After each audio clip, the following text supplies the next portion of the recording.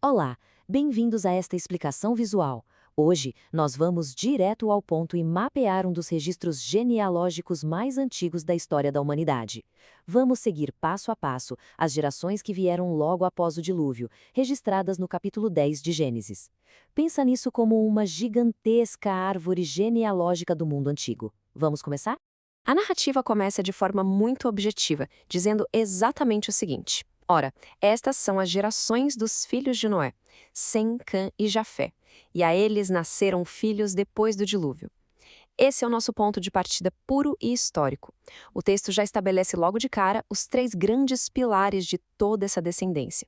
Certo, o nosso roteiro vai passar pelas seguintes ramificações. Primeiro, os filhos de Noé, depois, a linhagem de Jafé, a linhagem de Cã, em seguida, o reino de Nimrod, as fronteiras de Canaã e, para fechar, a linhagem de Sem. Parte 1. Os filhos de Noé, o ponto de origem. A história nos conta que os três irmãos nascidos após o dilúvio foram Sem, Cã e Jafé. É a partir desses três nomes principais que todas as nações subsequentes vão ser divididas e vão acabar se espalhando pela terra. Parte 2. A linhagem de Jafé. A expansão para as ilhas. Aqui, o texto lista de imediato 7 filhos diretos para Jafé. São eles: Gomer, Magog, Madai, Javã, Tubal, Meseque e Tiras. E a linha de descendência segue direto.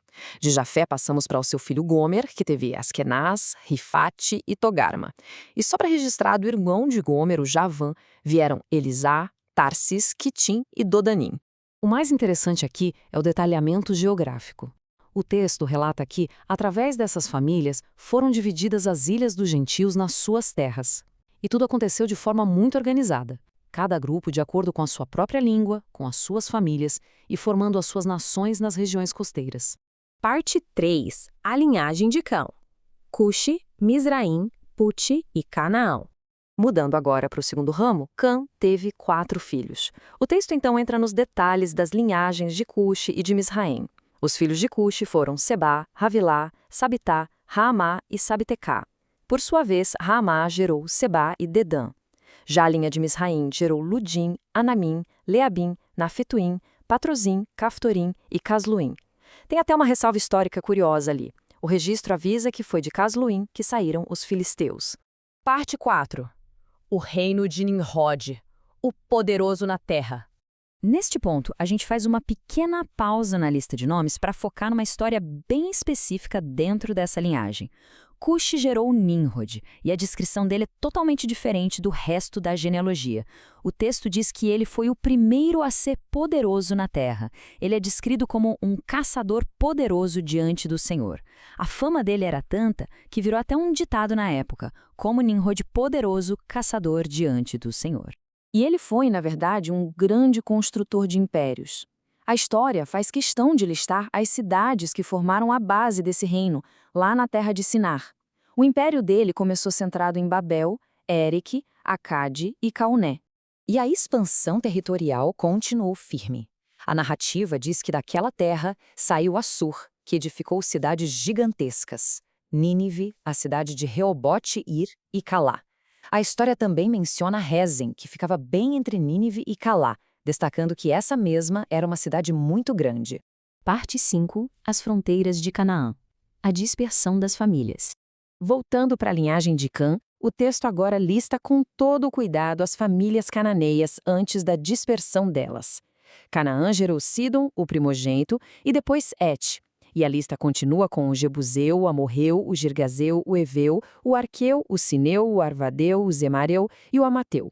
Somente depois de toda essa formação é que as famílias foram espalhadas. Então, entra o detalhamento territorial. O texto estabelece as antigas fronteiras de uma forma bem precisa. Os limites dos cananeus iam desde Sidom, na direção de Gerar, até a região de Gaza, e se estendiam até Sodoma, Gomorra, Adma e Zeboim, chegando até Lasa. E é com esse mapa que a seção sobre a descendência de Cã se encerra. E chegamos à última ramificação. Parte 6. A linhagem de Sem, o pai dos filhos de Éber. Vamos focar em Sem, o irmão de Jafé. Os filhos diretos dele foram 5: Elão, Assur, Arfaxade, Lude e Arã. E só como complemento da árvore, os filhos de Arã foram Uz, Hu, Geter e Mas.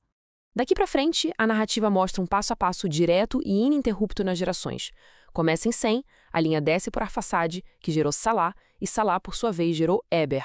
Quando chegamos em Eber, a história marca uma divisão clara. Nasceram 2 filhos a ele. O nome do primeiro era Peleg. E tem uma nota textual bem curiosa no registro sobre ele. O nome Peleg foi dado pois, em seus dias, foi dividida a terra. O irmão de Peleg se chamava Joctã. O texto segue então pelo lado de Joctã, listando os vários filhos dele, como Almodá, Azarmavé, Ofir, Avilá e vários outros. O último detalhe geográfico desta narrativa aponta exatamente para a região onde os descendentes de Joctã foram morar. A habitação deles foi demarcada desde Messa, quando se vai para Séfar, um monte do leste. E a história, de forma totalmente direta, termina sem fazer análises.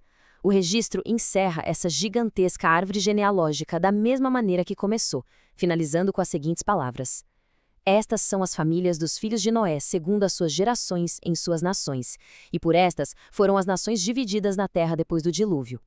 E é exatamente aqui que a narrativa chega ao fim.